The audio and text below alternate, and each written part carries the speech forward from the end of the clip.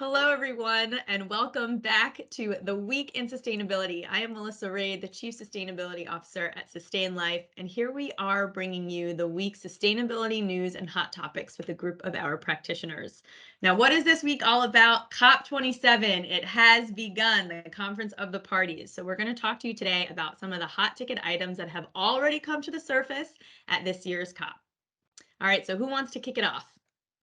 I can start. One of the topics this year that is really front and center is this idea of a loss and damage fund for developing countries and the costs that they will incur as a result of climate change, flooding, and other extreme weather events.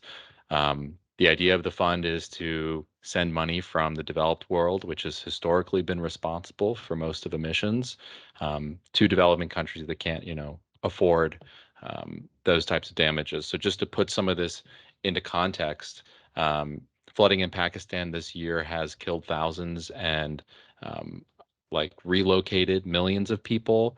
It's estimated to result in $40 billion of economic loss. It's like more than 10% of their GDPs. It's a lot of money for a country that's not that wealthy to start off with to be dealing with, and let alone a country that is not, responsible for a significant portion of global climate change. Um, there's also been some interesting criticism of the Western world in terms of how much money has been sent to Ukraine after Russia's invasion, which, the U.S. has sent nearly $20 billion to Ukraine. So just to put those things in perspective, um, sort of along the same lines, John Kerry actually announced Wednesday about a new carbon, basically carbon offsetting program as a way to send um, corporate money from the U.S. to the developing world, basically as a way to buy offsets. It would be a little bit different, but it's a way for large U.S. corporations to offset their emissions and also, fund renewable energy projects in developing countries. So All right, so I'm hearing a lot of themes about climate finance, basically, both of those pretty tied with finance. How do we just quickly feel about John Kerry's offset proposition? It's a really tricky problem to navigate, right? Of how do you financially incentivize developing economies and countries to bypass the whole fossil fuel thing and go the renewable route, or bypass the whole utilizing their natural resources thing and preserve them for biodiversity. It's a really tricky question, and I think there's a lot of questions around offsets. And I think there's a fair bit of criticism around this plan as perhaps a little surprising. But can we talk a little bit about what the reception has been, both good and bad, even though this happened just a day or two ago? yeah, I mean, the reception amongst climate groups is unfavorable because it still has the same drawbacks as traditional offsets in that it's hard to ensure additionality and permanence. That what you're funding is actually going to happen and that it wouldn't have happened otherwise, and all of those things. So it's not really solving those problems. It's different from traditional offsets in that whereas traditional offsets, you're funding a specific project, and in this case, a country, say Indonesia is putting together a renewable energy plan that you're then funding, and you're sort of like judging the plan that they put together. So it's a little bit different, but still, I think has the same pitfalls as offsets. So that's the reception that I've seen. Interesting. Interesting. All right, cool. All right, what else do we have coming out of COP? We had one interesting development. It's quite practical for mitigation, and that's an early warning system. So the UN has unveiled a plan to create an early warning system against extreme weather events for everyone on Earth. So the price tag associated with that is 3 billion euros, a little north of that. For context, that's 50 cents per person for the next 5 years. So given how how countries with limited early warning coverage are at a disadvantage now. So the mortality rate is 8 times higher there than for countries that do have that coverage. It seems like it's money well spent. It is the program or the plan was created by the World Meteorological Organization and is supported by a joint statement from 50 countries. So it seems like it's pretty sound. It does focus on understanding disaster risk and then monitoring and forecasting, and then rapid communication, obviously, to evacuate people, but then also preparedness and capacity going forward. So this seems like a really practical development coming out of this conference. Coincidentally, I saw this morning that Google had announced that it is expanding its AI-based flood prediction tool. And anyone can access this actually. It's called Flood Hub. So you can visit that if you want to. And you'll see the pins on the map that predict the flood risk. But the cool development about it is that with new technology, they can now forecast flood risk about 7 days out. It used to be just 48 hours out. So you can imagine how many additional lives something like this could potentially save. They're working on something similar for wildfire tracking and have already said this is going to be perpetually free to the public. So definitely could see, like a public-private partnership to help with these types of early warning and mitigation systems. That's amazing. And that's actually really incredible. Just, to think of all that advanced notice and just the ability to track these things, to now be able to really like identify the patterns and the early warning signs. That's really very cool. Yeah, it's Yeah. something you don't think about here in the US because we have the National Weather Service. We have a pretty good organization to predict these things, but you can imagine in other places that don't have that and places that are much more vulnerable, how important it is.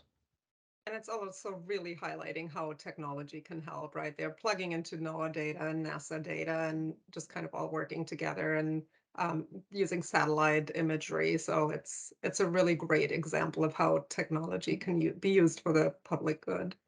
Absolutely. Absolutely. Incredible. Okay, is that it? Is that all we have for COP, or is there more?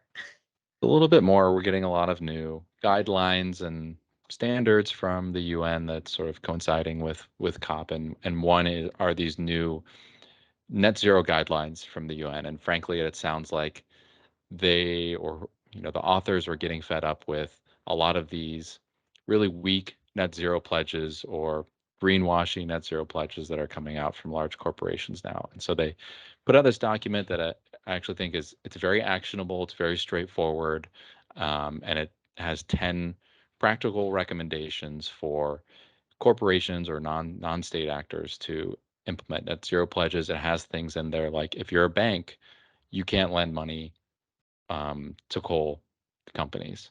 You have to have a plan to phase out and a date to phase out your investments in oil and gas in general. It has things on offsets there, and when offsets are appropriate, and more importantly, that generally they're not appropriate if you're not hitting your targets already. So there's a lot of great stuff in there, and it's absolutely stuff that we will be incorporating into our app and our target setting module. It's going to be coming out soon.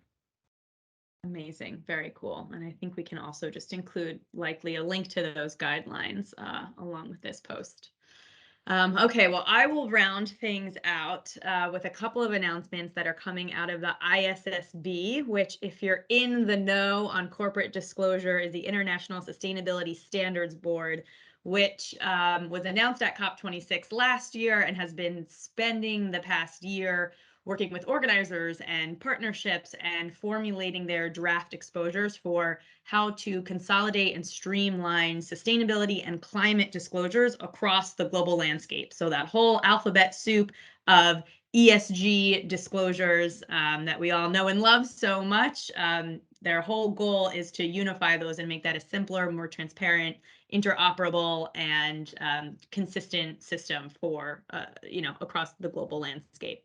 So a couple of key things that they announced. One was a new partnerships framework, and this is all about identifying capacity gaps in developing and emergency economies to drive the adoption of basically like a globally implementable baseline inclusive of nature.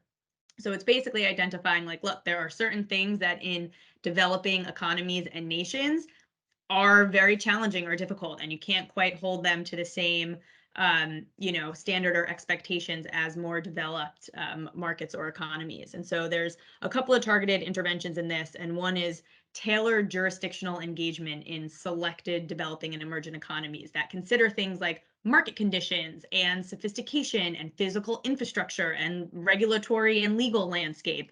Again, like paying attention to the local and specific needs of those developing economies.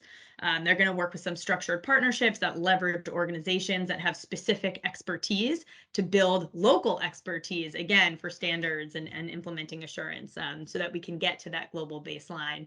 And then they have a multi-stakeholder approach, as they always have with ISSB, that just helps transition what the goals of ISSB are from ambition into action.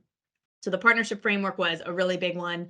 Another one is they are continuing to work with international jurisdictions. Nothing so surprising there, but they've been working with the European Commission and EFRAG towards this shared objective of climate disclosures. Again, really focusing on the interoperability of disclosures, for the international stage.